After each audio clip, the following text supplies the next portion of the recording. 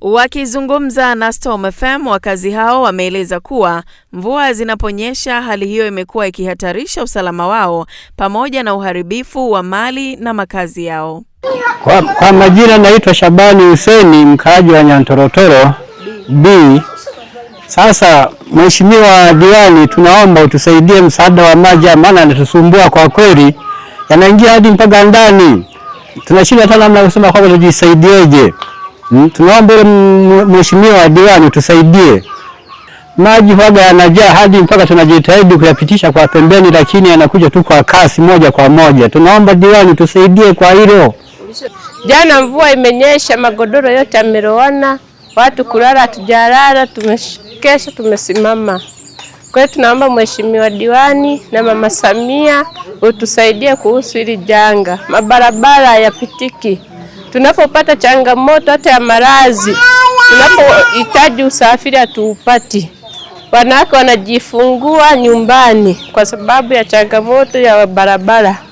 Diwani, tunakuomba baba utusaidie barabara hili linalotoka maduka matatu kuja huku Nyantorotoro B Mlimani. Ni barabara ambalo linapitika ndani ya watu karibia 3000. Lakini barabara ambalo limeharibika kwa sababu watu hawapiti. Diwani, naomba utusaidie kwa hilo. Tunalalamika kuhusu na maji yanapita ndani ya nyumba zetu. Maporomoko yamezidi. Nyumba zinaanguka ajili ya maporomoko haya. Tunaomba serikali watusaidie sisi.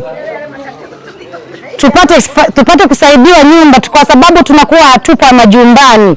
Tutakuta watoto wameshakandamizwa na majumba, inakuwa hasara kubwa. Mtusaidie, tunaomba sisi. Diwani wa kata Nyankumbu Pasco Kimisha Sukambi ameomba wataalamu mbalimbali kutoka Manispaa ya Geita kufika katika eneo hilo ili kutafuta suluhu ya tatizo hilo. Kwa hiyo jambo hili tumekuja kulipokea, lakini pia imekuwa ni hamasa kwetu kusema kwamba ni jambo ambalo linahitaji wataalamu wa TARURA wafike bila yani wafike kwa msisitizo huu, kwa sababu tunaona watu wamelala magodoro yakiwa yamelowana, tunaona nyumba zinazovunjika. Tumekutana na nyumba kule ambayo sasa imevunjika kabisa. Kwa kweli katika dhana ya kumwogopa Mungu na kuhurumia wananchi ambao tumepewa kuwaongoza na kukalia viti kwa sababu sisi ni wataalamu, ningeomba sana TARURA wapate kufika, watu wa mazingira wapate kufika, waje waiangalie. Najua kuna wataalamu ambao wanaweza wakaangalia hapa wakaona namna gani ya kuweza kutatua. Mimi kama diwani ni mwakilishi wa matatizo ya wananchi katika ofisi husika. Tukiendelea kupaacha hapo, kesho tutakuwa na tatizo kubwa zaidi.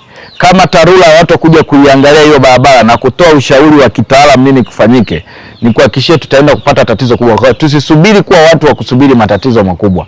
Mimi ninachoomba tu vyombo husika vipate kufika, na mimi kama diwani nitaenda kuwakilisha tatizo hili, tuanze kuona namna gani ya kuweza kusaidia jamii. Kwa kweli watu wanaumia, watoto wa shule wanaumia. Watoto sasa hivi inabidi waanze kubadilisha tena barabara, kwa sababu wakiendelea kupita pale na ile hali hatutashangaa kuona siku watoto wamebebwa na mafuriko.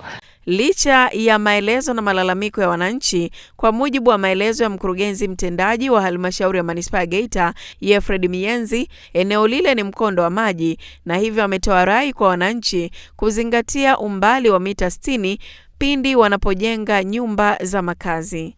Msimu huu wa mvua kwa kweli Manispaa ya Geita tumeweka msisitizo mkubwa sana kuhakikisha kwamba mvua zinaponyesha angalau ile mikondo ambayo inapitisha maji na mitaro inayopitisha maji, basi wananchi jitokeza kusafisha ili iweze kupitika, na hasa katika kipindi kwa sababu watu mara nyingi wakati wa msimu wa kiangazi wamekuwa na ile kawaida ya kutupa vitu kwenye maji, kwenye mikondo ya maji, kwenye mitaro na kadhalika. Sasa hii imekuwa na madhara kwa sababu kadri wanavyotupa vitu na wanaharibu na kingo za maji na hifadhi ya maji, kwa vyote vile hata eneo la ujenzi linapungua. Wao wanajikuta baadhi yao wanavamia maeneo ambayo kimsingi yamehifadhiwa kwa ajili ya mapito ya maji. Sasa mvua zinapozidi kunyesha, maji lazima yatafute mkondo wake. Kwa hiyo unakuta kuna mikondo ya maji ambayo inakwenda mpaka maeneo ambayo watu wamejenga. Ukifuatilia unakuta kwa taratibu zetu za mipango miji, watu hao wanakuwa wamevamia maeneo ya hifadhi ya maji. Kwa mimi wajibu wangu hapa ni kuendelea kuwaelimisha na kuhamasisha wananchi na kutoa wito kwao kwamba moja, kila palipo na mkondo wa maji ni lazima wananchi waache maeneo ambayo yamehifadhiwa kwa ajili hiyo. Tunajua kwenye mito mikubwa ni mita 60. Kwenye hii mito ya kawaida midogo ni mita 30 kila upande. Kwa hiyo huku 30 kule 30. Jumla inakuwa 60. Sasa watu wanajenga mpaka kwenye maeneo ya mita 30 kwenye hii mito yetu midogo, na matokeo yake yakijenga, mvua zikija, bila shaka maji yanaingia kwenye nyumba zao na watalalamika kwamba mvua zimesababisha madhara kwenye nyumba zao, lakini kimsingi wao ndio wanakuwa wamevamia maeneo ya hifadhi na mapito ya maji. Kwa hiyo nitoe rai kwa wananchi kuzingatia maeneo ya hifadhi, wasiyavamie, na wakifanya hivyo tafsiri yake bado maji yataendelea kuwa na athari kwenye maeneo yao ya makazi. Lakini pia kuna maeneo ya hifadhi za milima ambayo mara nyingi wananchi wakiona mlima upo umetunzwa, wanavamia, wanafyeka, wanajenga, wengine wanachoma mkaa, na mwisho wa siku utakuwa na madhara ya maporomoko kwenye hayo maeneo, na yakishaporomoka maji yanaelekezwa mabondeni, madhara yanakwenda kwa mzunguko pia, maji yanaingia kwenye makazi yao. Yako maeneo oevu na maeneo chepechepe ambayo kimsingi na yenyewe kwa Geita hii ukiangalia mji mzima ni lowland, uko chini.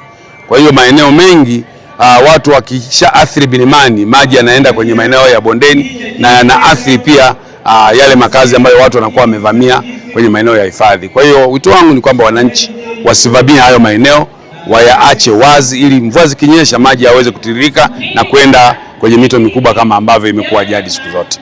Mimi ni Esther Mabula.